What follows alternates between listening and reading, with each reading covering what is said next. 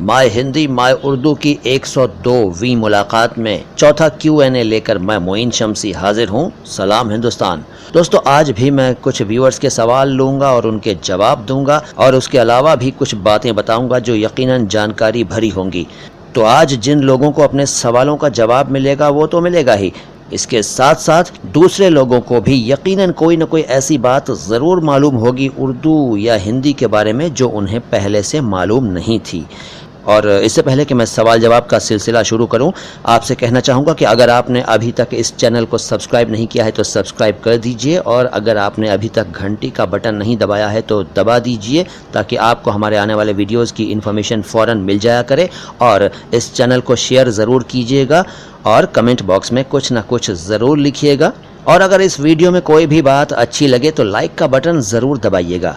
और अब शुरुआत करते हैं। लेकिन हाँ, एक बात और। देखिए दोस्तों, जिन लोगों के सवाल मैं आज ले रहा हूं तो जाहिर है कि उनका नाम और उनके चैनल का या उनकी आईडी का नाम ज़रूर लूँगा, और इस तरह से एक तरह से मैं उनको पब्लिसिटी दे रहा हूं, यानी उनकी पब्लिसिटी कर रहा हूं। तो दोस्तों देखिए, आपकी मुफ्त में पब्लिसिटी हो रही है तो क्या ये ठीक नहीं होगा कि आप हमारे इस चैनल के बारे में कुछ लोगों को बताएं ताकि उनका भी भला हो? सोचिएगा इसके बारे में। चलिए शुरू कर रहे हैं। आज का पहला सवाल है आकाश दास साहब का। ये जानना चाहते हैं कि अंगूर कैसे लिखें। अब आकाश साहब, आपने ये तो बताया ही नहीं कि आप अंगूर शब्द उर्दू में लिखना चाहते हैं या हिंदी या इंग्लिश में। चलिए हम ये मान के चल रहे हैं कि आपको हिंदी और इंग्लिश में अंगूर लिखना आता होगा। उर्दू में हम बताए देते हैं। देखिए, उर्दू में अंगूर लिखने के लिए आपको अलिफ, नून, गाफ, वाव और रे या र अक्षरों यानी हुरूफ की ज़रूरत पड़ेगी। तो इन सभी अक्षरों को मिला दीजिए और देखिए हो गया अंगूर। उम्मीद है आपको आपके सवाल का जवाब मिल गया होगा। अगला सवाल प्रिंस कुमार जानना चाहते हैं कि उर्दू बोलें कैसे। प्रिंस साहब, हमारा तो चैनल ही इसी बात को समर्पित है कि उर्दू या हिंदी को शुद्ध तरह से कैसे बोला जाए। और उर्दू बोलने का कोई ख़ास तरीका नहीं है, आप जो बोलते हैं वही उर्दू है और वही हिंदी है। दरअसल उर्दू और हिंदी में बारीक सा फ़र्क है। ये दोनों ही हिंदुस्तानी भाषाएं हैं, भारत में ही जन्मी हैं, और जब हम अपनी बोलचाल में फ़ारसी या अरबी के शब्द मिला देते हैं तो वो उर्दू कहलाती है, और जब हम संस्कृत निष्ठ शब्द मिलाते हैं तो वो हिंदी बन जाती है। जैसे मैं आपसे कहूँ कि तुम कहाँ जा रहे हो, तो अब बताइए ये हिंदी है या उर्दू? यही हिंदी है, यही उर्दू है।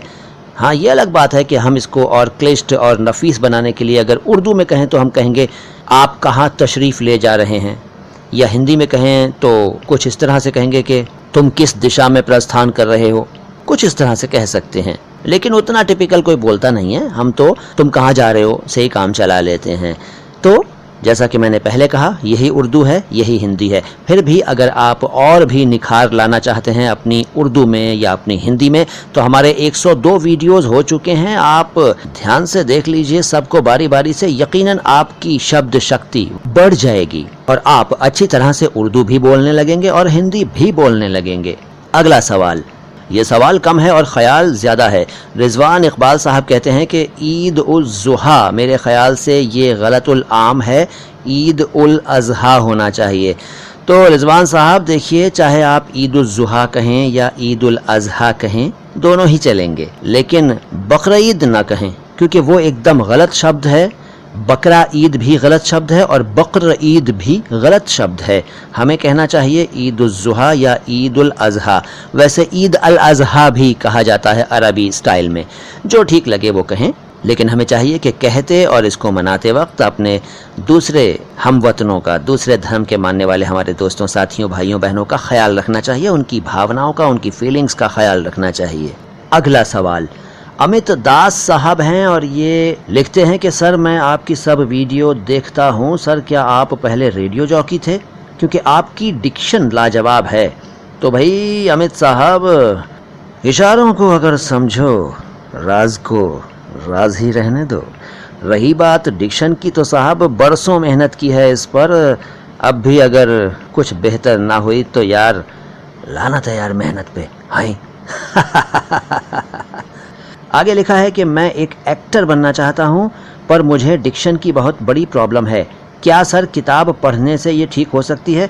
और कोई टेक्निक बताइएगा। मैंने आपसे कई बार ये क्वेश्चन किया है पर आपने कोई प्रॉपर आंसर नहीं दिया है। प्लीज़ अमा अमित साहब, इल्ज़ाम मत लगाओ यार। जब भी आपने सवाल किया होगा तो हमने जवाब ज़रूर दिया होगा भाई। अब बेध्यानी में कभी भूल भाल गए हो तो अलग बात है। वैसे मेरी कोशिश यही होती है कि सबके सवालों का, सबके कमेंट्स का जवाब दूं। बहरहाल देखिए, एक्टर बनना चाहते हैं तो बड़ी खुशी से बनिए, आपका स्वागत है। लेकिन डिक्शन का सवाल जो आपने किया तो साहब, इसका तो एक ही तरीक़ा मैं बताता आ रहा हूँ अपने दोस्तों को, अपने व्यूअर्स को, कि भाई सही उर्दू बोलने वालों को ज़्यादा से ज़्यादा सुना करिए और ध्यान से सुना करिए। जहाँ भी आपको सही उर्दू बोलने वाले मिलें उनको ध्यान से सुनिए। और अगर आप चाहें, अगर आपको मुनासिब लगे तो हमारे 102 वीडियोज़ हैं, उनको बारी बारी सुनिए और बड़े ध्यान से सुनिए, डेफिनेटली आपको फ़ायदा होगा। फिर एक सवाल है 11वीं फेल आईडी से। अरे यार, ये क्या आईडी बनाई है भैया? 11वीं फेल क्यों लिखा है यार? 10वीं पास भी तो लिख सकते थे। बहरहाल आपकी आईडी है, आपकी मर्ज़ी। आप लिखते हैं कि क़ज़ा का मतलब क्या है। क़ज़ा शब्द के बारे में मैं क और क़ वाले वीडियोस में, यानी क और क़ वाली मुलाकातों में बता चुका हूं इसी चैनल पर। उन वीडियोस को देख लीजिए और ध्यान से सुन लीजिए। इसके अलावा जैसा कि आपको काशिफ अली साहब ने बताया कि आफरीन आफरीन पार्ट 3 इस चैनल पर देख लीजिए, तो उन्होंने बिल्कुल सही बताया है। आप आफरीन आफरीन पार्ट 3 देखिए, आपको इस शब्द के बारे में तफसील से पता चल जाएगा। अगर और तफसील और विस्तार जानना चाहते हो इस शब्द के बारे में तो आप, जैसा कि मैंने पहले कहा, क और क़ वाले हमारे एपिसोड्स देख लीजिए, सुन लीजिए। आगे चलते हैं। कन्हैया साहू साहब पूछते हैं कि गालिब का क्या मतलब होता है। तो कन्हैया साहब, गालिब शब्द अरबी भाषा का है। इसके कई अर्थ हैं, जैसे कि शक्तिशाली, ज़बरदस्त, विजेता। और ये तो आप जानते ही हैं कि उर्दू के एक बड़े शायर का नाम भी गालिब था। अर्थ मैंने आपको बता दिए, कुछ अर्थ और जान लीजिए।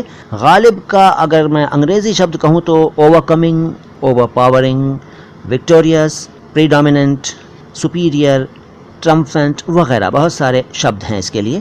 गालिब, गालिब आ जाना चलता है एक टर्म उर्दू में, यानी विजय प्राप्त कर लेना या उस पर छा जाना या उस पर काबिज हो जाना वगैरह वगैरह। इसके बहुत सारे अर्थ हैं। अगला सवाल सुमन साहा हैं। ये पिछली बार भी हमारे Q&A में शामिल हुए थे। अब ये पूछ रहे हैं कि sir, I want to be a dubbing artist, can you suggest me about career scope in dubbing.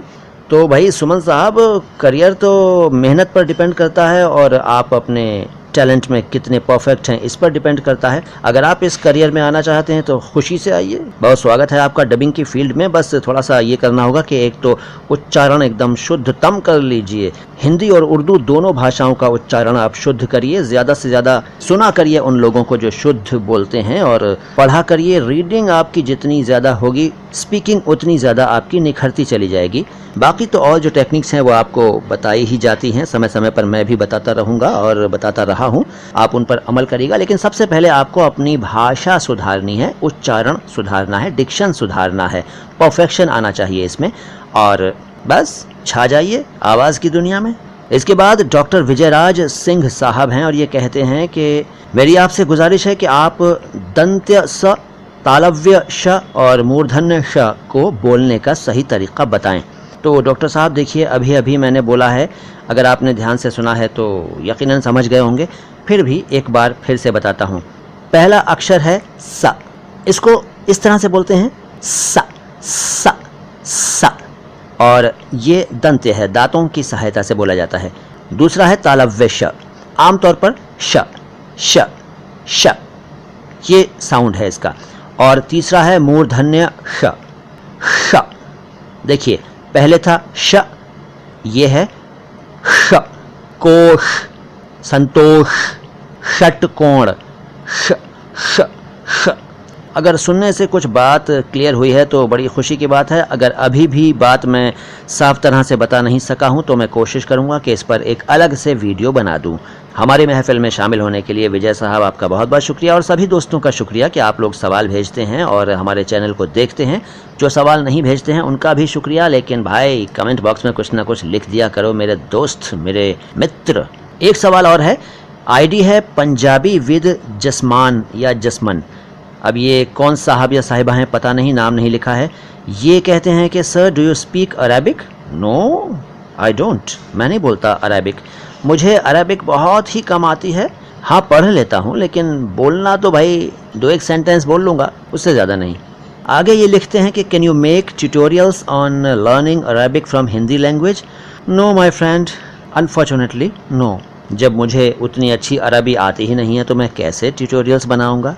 अच्छा साहब, आगे ये साहब कहते हैं कि can you make a video on increasing Urdu vocabulary, it means tell some more used Urdu words and their meanings. तो भाई क्या नाम है आपका? कोई नाम ही नहीं है भाई, आपने लिखा है पंजाबी विद जसमन या जसमान।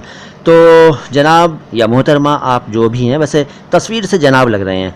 ये कहना चाहूँगा मैं कि अगर आप उर्दू के विभिन्न शब्दों को जानना और सीखना चाहते हैं तो सबसे पहले तो आप हमारे 102 वीडियोस देखिए। देखिए, बड़ा लंबा काम मैंने आपको बता दिया, लेकिन सही तरीका तो यही है मेरे ख्याल से। बड़े ध्यान से एक एक करके हमारे वीडियोस को देखिए, बल्कि यूँ कहूँ कि सुनिए, और उसके बाद आप पाएंगे कि आपका शब्द ज्ञान बहुत बढ़ गया है। और तब तक, जब तक कि आप ये 102 वीडियोस देखेंगे, यकीनन मैं कुछ और वीडियोस बनाकर अपलोड कर दूंगा, आप उनको भी देखिएगा और बीच बीच में बताते रहिएगा कि आपको किन पर्टिकुलर अल्फाज या शब्दों के बारे में जानना है। मैं कोशिश करूंगा कि उनके बारे में वीडियोस बनाता रहूं। उम्मीद है आप हमारे जवाब से संतुष्ट हुए होंगे। बस चलते चलते एक सवाल और लेते हैं। रेहान का मतलब जानना चाहते हैं आफान शेख साहब। तो रेहान शब्द का अर्थ बताते हैं आपको। दरअसल रेहान शब्द के कई उच्चारण हैं, रेहान, रीहान, रेहान, और ये एक अरबी शब्द है। इसका अर्थ है एक खुशबूदार घास। वैसे कुछ डिक्शनरीज में इसका अर्थ काली तुलसी भी लिखा हुआ मिलता है। उम्मीद है आपको अपने सवाल के जवाब से संतुष्टि हो गई होगी। तो दोस्तों, ये थी आज की मुलाकात। हमें यकीन है कि सबका थोड़ा थोड़ा ज्ञान ज़रूर बढ़ा होगा भाषा के बारे में। अपनी राय से हमें आगाह ज़रूर कीजिएगा। बहुत जल्द फिर मिलेंगे लेकर कुछ और मज़ेदार जानकारी। देखते रहिए माय हिंदी माय उर्दू। सलाम हिंदुस्तान।